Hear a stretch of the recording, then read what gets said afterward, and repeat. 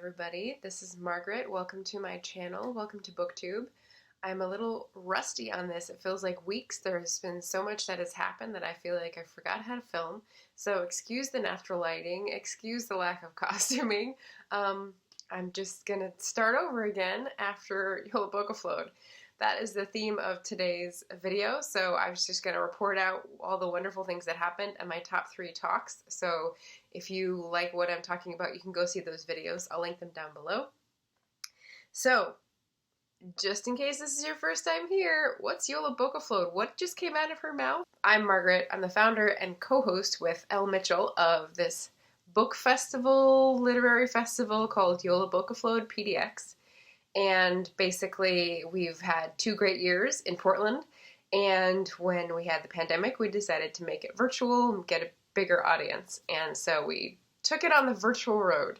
So we had 16 panels over Saturday and Sunday a couple weekends ago, and 34 authors, and lots of fun talks and chats and pop-ups and zany, crazy things leading up to it, including an original book tag, which many booktubers have done, which just brings me joy, which is great. And this is the leftover decor from that backdrop plus a giraffe. So that's me and the festival, and I want to tell you my top 3. They all happen to be on Sunday, but don't discount Saturday. These are just the ones that stood out to me. First one on Sunday was Lucy Beltwood, and Lucy is a graphic novelist. She's a cartoonist. And she's also what I would call a motivational speaker. She has a talk about money for creatives that is, I don't know if famous is the right word, but like groundbreaking is definitely in there somewhere. And she's given it a few different times, a few different angles. And so I asked her to be on Jolabokaflod's panel with the idea that it would be something similar. But it actually turned out to like morph into this whole different thing, a whole new level. So because of the pandemic, she had different internal material to disgorge and bring forth, which was amazing. So she worked her way through security and how we're all feeling a need for security, and that's what function money usually serves.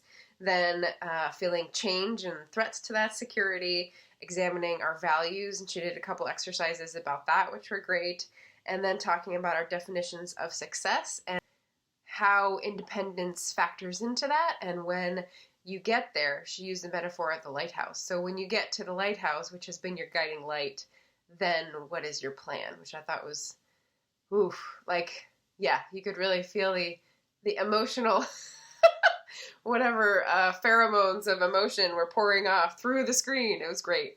And so yeah, so just watch that, slowly absorb it, and think about it. It's really good. The next one is the sweet spot for me. It's the group of historical fiction authors from Northern California called Paper Lantern Writers, and the panel was called Charm City on historical settings. And there are 3 authors. They went over what areas they researched. They went over the different tools for setting of subgenres of historical fiction, which was interesting. So one was a romance author, one was a mystery author, and one was a family saga author. And so that was really cool. I'd never seen that organization before.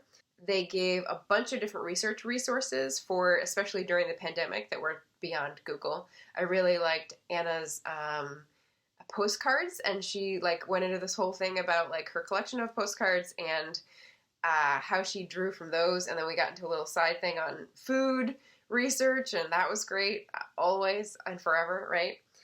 And then they concluded with like a list of recommendations for each of them, and I mean, historical fiction authors that they love. It opens the horizon for new books to explore. Darn, right? It was great, and I really loved their contributions, so thank you guys. And the last one was like the comic relief of the whole festival. So I didn't know what to expect because Hocus is this literary community in Portland. They'd been organizing their reading series around Jolabokaflod. So they had a couple weeks before decided, or a week before, decided their readers for the series that was going to be aired as a Yola segment. And so I didn't know who they were. and I didn't know the structure of what they were running because that's one of the things that Elle was handling and making sure it was working well. So I was like, okay, I'm doing this other thing, and she handled that, so it was great.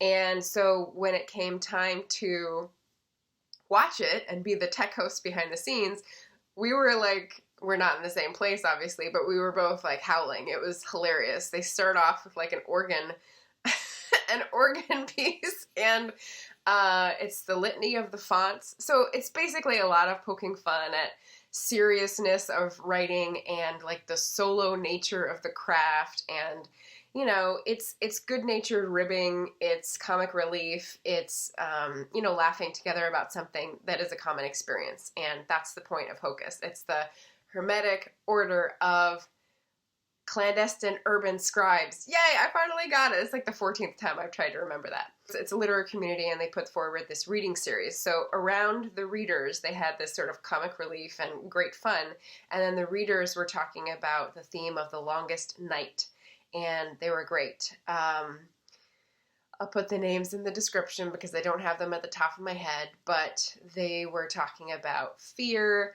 and darkness and just like transformative experiences, and so that was like the serious component to the talk. But I thought that was a great surprise. It's always nice. It's like having someone else make the food for once. Like, instead of knowing what goes into it, you're like, oh, what a pleasant surprise. So maybe that also played into it.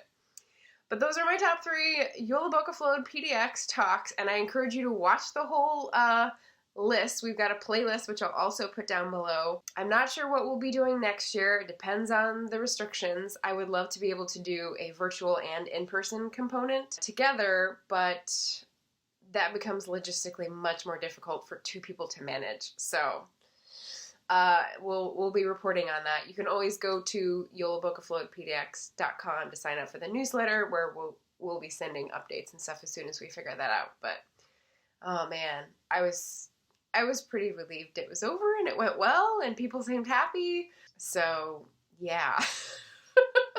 That's the end of my year. That's why the reading took a serious dive and the videos took a serious hiatus. I mean, there was the Christmas holiday, there was also YOLO the weekend before, so I was down to 1 a week. But I've kept commenting as much as I am able and engaging with people, and it's been very fun. So my next projects for 2021, oh boy, howdy. So we had a planning party. I hope you watched that video, and I had 3 other booktubers on, and we talked about what our goals were for 2021, so that gave me a little bit of a anchoring or orienting. That was the starting point, and now I'm just trying to cram in as many readathons as possible. And, you know, trying to figure out what my creative calendar is going to look like for the new year. I will be heading back from California to Oregon after the new year and taking my cat, who's staring at me right now. And so, you know, things will be changing, and I'm sure all those little interruptions or disruptions will figure in my videos as well. So this is going to go up January 3rd. I will be back in Oregon. Next weekend is when I will be putting up a video, but also doing a live stream chat for Patreon, because one of the things I wanted to do was add a benefit on Patreon, add a tier for $8 a month. So it's sort of like, since we can't go to the movies, how about come chat with me?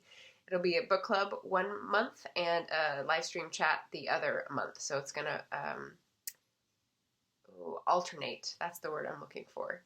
So hopefully we can get some fun conversations in and keep up with the literary community that I've loved so much with organizing Yola and meeting people on BookTube, and sort of like smush them together. That'd be good. That'd be good. So thanks for watching, and that was my Jolabokaflod PDX report out. Thanks for taking a look at any of those videos, and like and subscribe here, and I'll see you again soon.